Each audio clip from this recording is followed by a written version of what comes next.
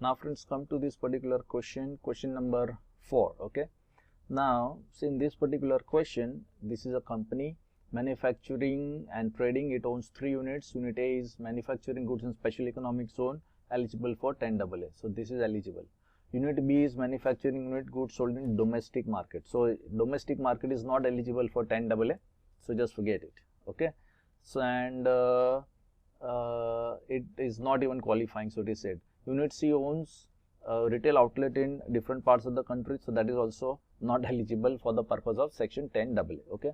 So net profit is already given to us ready-made. So your turnover details and all that is not very much relevant with respect to unit B and unit C. Okay, that is not very much relevant.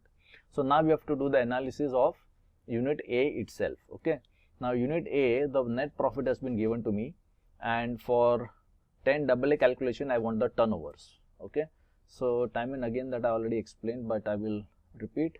Okay, now see the turnover, it is given to me is 1200, that is my total turnover, out of which is 1180 is my export turnover, but how much I have been able to bring into within a period of 6 months is only 1002. So this is my export turnover. Okay, so I will not consider this because my entire amount has not been brought into India. So how much the foreign currency has been brought into India, that much only will be eligible for the purpose of export turnover. Okay, then freight and insurance charges over and above sale price. It is charged over and above sale price and included in the amount remitted in the foreign exchange as well as in the turnover given above. So it is included.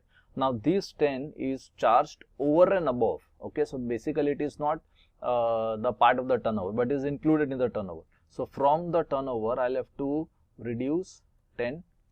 Okay, because it is charged over and above the sale price. So I want the total turnover. And when it comes to the export turnover, in the export turnover also freight and the insurance charges have to be deducted because that is not to be included in the export turnover.